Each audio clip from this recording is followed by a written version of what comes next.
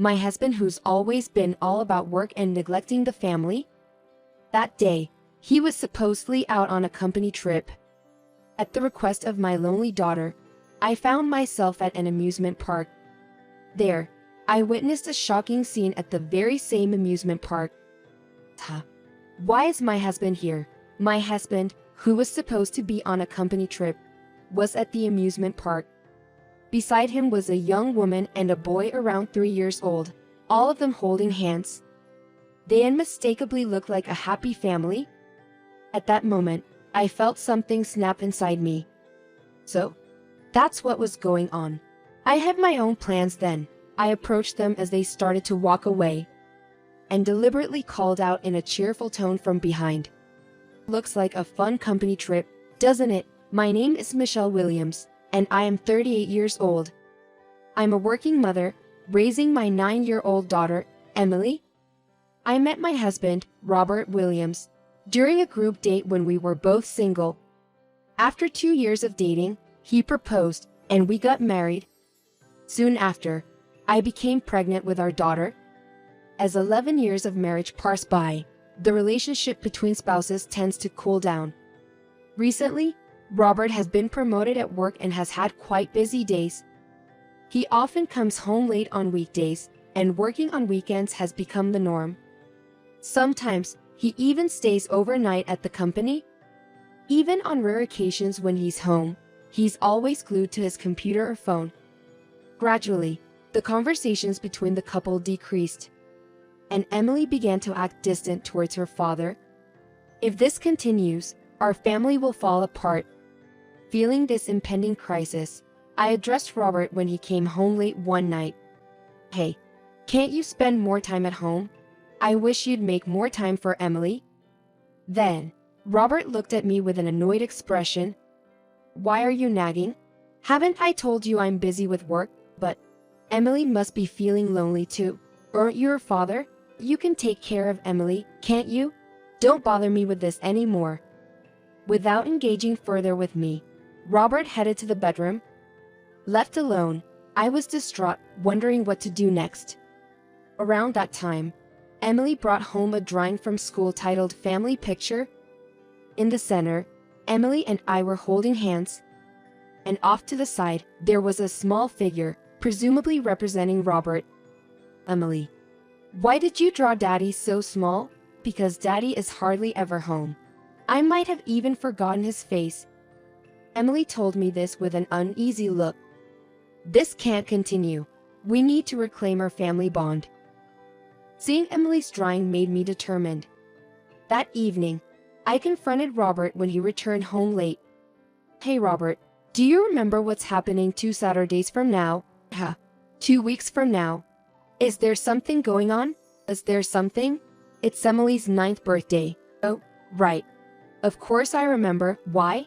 Robert said with an awkward expression. He likely had forgotten. It's a weekend, so let's go on a trip to celebrate Emily's birthday. What? A trip? Yes. Let's take Emily to the aquarium she's been wanting to visit. It's her special birthday, after all.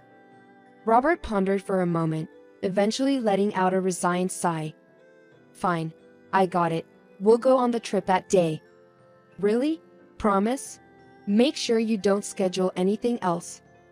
Robert nodded in response to my insistence. I hope this trip can help restore our family bond. That's what I was thinking. The next day, when I told Emily about the trip, her face lit up with joy. A trip. And Daddy's coming too. Yes, Daddy's coming along. Are you happy? Yes, I'm so excited.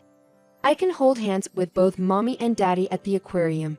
Despite everything, Emily must have felt lonely. Knowing her father would be there made her genuinely happy. I smiled warmly as I watched her beam with delight. Then, on the day of the trip, in the morning, when Robert looked at his phone, he had a panicked expression. He abruptly spoke to us, who were excitedly getting ready. I can't go today because of work. You two go on the trip without me.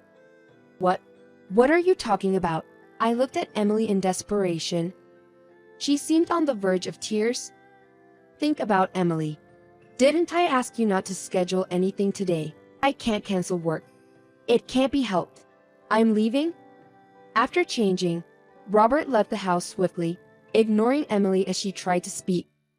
In the end, only Emily and I went on the trip. Emily was quiet the whole time, and she said she didn't want to visit the aquarium she had been looking forward to. I could see that Emily was disappointed in her father. Instead of mending our family bond on this trip, it feels like the gap has only deepened. I let out a sigh to myself. When we returned from the trip, I confronted Robert after making sure Emily was asleep. However, he merely offered excuses like it couldn't be helped. "And I'm doing this to provide for you both," and eventually lashed out at me. The days of Robert being absent from home continued. I cherished the time spent with Emily, but she acted as if her father was no longer part of her life. I really need to do something about this. Hoping the upcoming 3-day weekend could be spent together as a family, I thought even just staying home or going shopping would help to better our situation. So, when Robert came home late at night, I appealed to him with a serious expression. "Robert, we need to make up for what happened last time. If we don't, you might truly lose Emily's trust. And of course, mine too." "What's with the exaggeration? You know there's a 3-day holiday coming up, right? Spend one of those days with us. If you can't, I think it might be the end for our family." "Huh? Oh, I can't. I have a company trip during that time." "What? A company trip? You've never gone on one before. They started it this year. Anyway, the weekend after that is also impossible for me. So that's that." With that, Robert went to the bathroom. Left behind, I wondered if it might be impossible for Robert and I to be a family anymore. As the 3-day holiday approached, Robert unexpectedly initiated a conversation with me. "Hey, what are you and Emma doing for the 3-day holiday?" "Well, I'm not sure. Maybe I'll take Emily and go back to my parents' house." "All right, take care." Robert seemed pleased. Michelle, I was curious, but sarcastically said, "Have fun on your company trip." And so, the first day of the 3-day holiday began. "I'm thinking of going to Grandpa and Grandma's house. What do you think?" When I asked Emily, she responded, "Yes, I'd love that, but I have one request." "What is it?" "I want to go to the amusement park with you soon. My friends went there and said it was fun." Emily, fidgeting as she said this, was so endearing that I hugged her. "Of course. Why don't we go during this holiday?" "Really? Can we? We can visit Grandpa and Grandma's house anytime. Let's enjoy the amusement park together." So, Emily and I decided to go to the amusement park the following Sunday. On the day of the outing, we headed to a slightly distant amusement park. Emily was excited throughout, enjoying each ride one after the other. I joined in at times, and at others, I watched her from afar. We had a great time. Soon, Emily wanted to ride the roller coaster. I'm not fond of them, so I decided to wait nearby. As I looked around, I witnessed an unbelievable scene. "What, Robert? Why is he here?" Next to my husband stood a young woman and a boy around 3 years old, all holding hands. This clearly wasn't a company trip setting. It looked unmistakably like a happy family. In that moment, I realized everything. Robert had cheated on me. He even had a child I wasn't aware of. Something inside me snapped. So, that's how it is. I have my own thoughts on this. I approached them as they tried to walk away and deliberately called out, with a cheerful voice from behind, "Seems like a fun company trip." Robert, turning around and recognizing my voice, his face turned pale. Michelle, why are you here?" I kept staring at Robert silently when a woman and a boy approached. "Robert, who is this? What company trip? Daddy, who are they? Your friends?" Robert seemed to be at a loss for words. From his reaction, it seemed he hadn't told her about his family. Understanding that I couldn't make a scene in front of the little boy, I handed my contact information to the woman and whispered in her ear, "I'm his wife." I will leave for now, but you need to contact me. The woman, with eyes wide open, seemed to compare me and Robert but eventually nodded in agreement, her face pale. Afterwards, I went home early with Emily and awaited Robert's return. Eventually, late into the night, Robert came home quietly. I questioned him with a stern voice. So, shall we discuss today's events in detail? Robert, seeming resigned, began to speak hesitantly. He explained how, about 4 years ago, he lied about being single on a dating app and met Samantha Taylor. After dating for a while, Samantha became pregnant and, after expressing her desire to have the baby, he began a double life, leveraging the fact that she was estranged from her parents, lying that he too had no family and was in debt, preventing them from getting officially married. After hearing everything, I was in shock and couldn't speak for a while. You dare betray us? How do you plan to make this right? As I glared at him, Robert trembled and prostrated himself. That woman was just a fling. I only love you and Emily. I'll end it with her. Just give me a little time. I see. All right then. So, you're forgiving me. Thank you. Yes. Why don't you go take a bath for now? All right. I will. Thank you, Michelle. Watching Robert head to the bathroom, I dialed a certain number.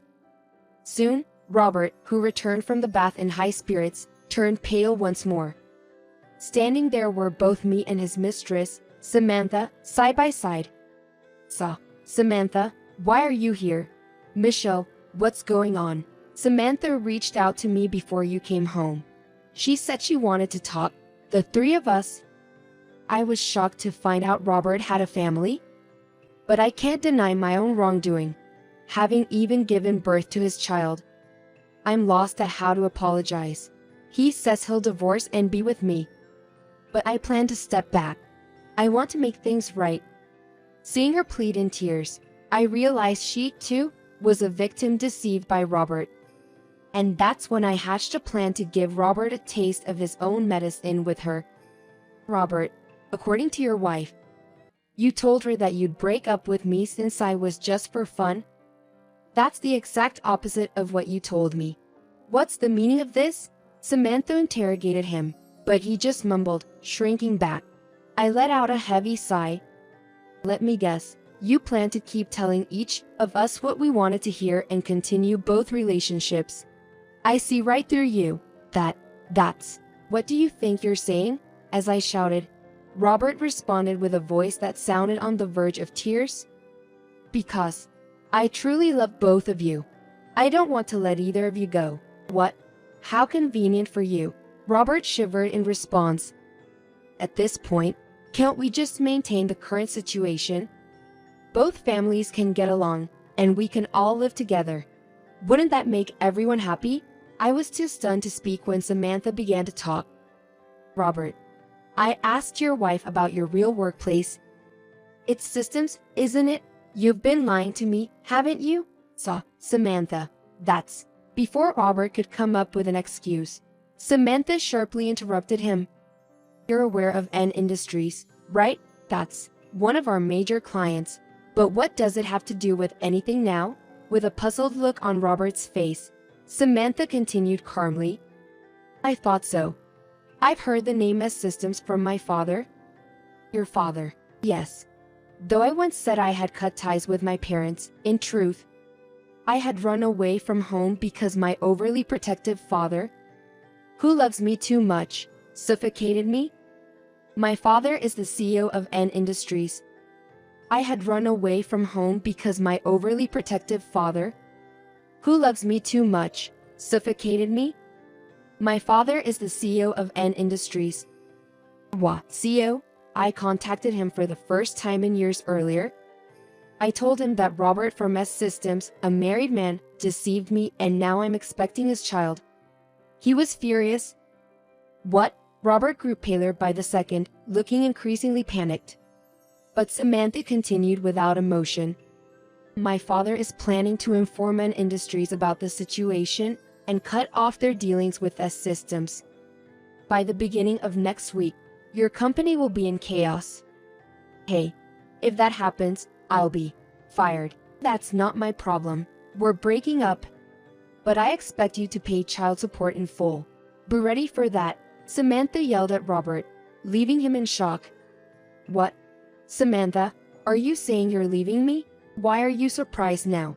After deceiving and making me the other woman. Did you really think we'd continue this relationship? Don't take me for a fool. Having been rejected by Samantha, Robert turned to me with a shocked expression. Michelle, I've settled things with Samantha. Let's go back to our happy home with Emily, just the three of us. Isn't that okay? Robert slowly approached. I pushed him away with all my might. Don't mess with me, Michelle. I'm divorcing a man like you two. I'll have custody, and I'll also demand compensation and child support. Make sure to pay it properly. Wait, are you saying you're leaving me too? Although Robert had wide eyes in shock, I stared him down and yelled, You kept betraying me and Emily and even used Samantha? I never want to see the face of such trash ever again. Pay what you owe and get lost. Samantha and I, arms crossed, looking down on Robert. I threw him out of the house. After that, my divorce from Robert was finalized. He cried to me saying he couldn't pay the compensation, but when I threatened to sue him, he immediately transferred the money. He's to pay child support monthly from now on. As for Samantha, her father provided her with a lawyer, so Robert had to pay her compensation and child support for their child. Due to the influence of Samantha's father, he was easily dismissed from his job. Robert, who went into debt due to payments to me and Samantha, is now living in a shabby apartment, working day and night. He begged both of us to reduce the child support, but neither Samantha nor I have any intention of compromising. I hope he spends his life reflecting on his actions. Afterwards, Emily and I moved and are living peacefully. Emily seems fine without her father and says, I prefer just the two of us, with Mom.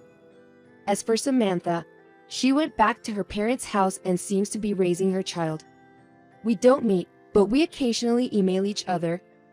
From now on, I want to prioritize my daughter's happiness and lead a positive life.